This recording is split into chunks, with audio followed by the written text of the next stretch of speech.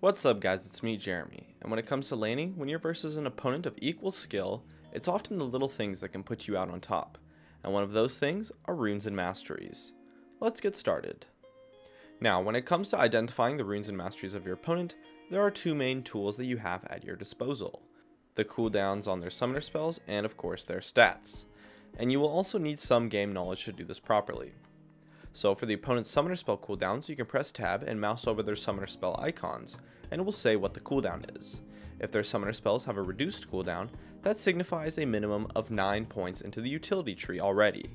And if their summoners have a normal cooldown, you already know that your opponents have pretty much no points in the utility tree, and this is because of the summoner's insight mastery.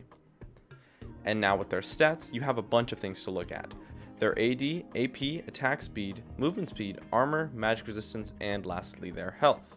If any of those stats are green, or in the case of their health significantly higher, it means that they are getting them from their runes, masteries, or items.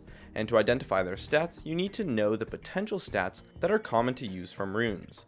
And of course, don't forget to subtract the bonuses from their items, so it's best to do this kind of thing early on. Keep in mind that there are some invisible stats such as lifesteal, CDR, regen, penetration, crit chance, gold pretend, and scaling runes and stuff like that, but overall, you want to have a general knowledge of the potential pool of runes your opponents can take from. Let's look at this Caitlyn here for an example. Mousing over her stats real quick, we can see that she has 9 bonus armor and 12 bonus magic resistance. Right off the bat, I know that she's taking armor seals to get her 9 armor and magic resistance glyphs to get her 12 magic resistance. So that has to be what Caitlyn has in her rune page. She has enough bonus AD to constitute a clear 21 or more points into the offensive tree, as well as AD marks, but she is definitely not taking AD quints. Her attack speed is also not that high, likely only from the mastery tree, so that means that her quints are a hidden stat.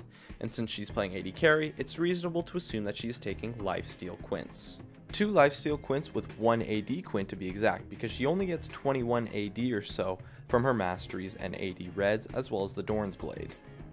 And since her health is also a little bit high, higher than what the Dorn's alone gives her, we can predict 9 points in the defensive tree.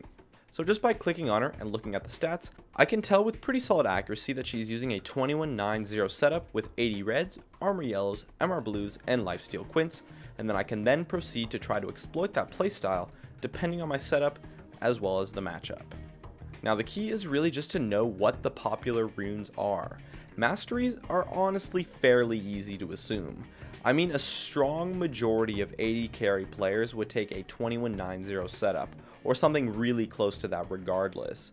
So it's more about the runes when it comes to knowing what the stats are and what's popular.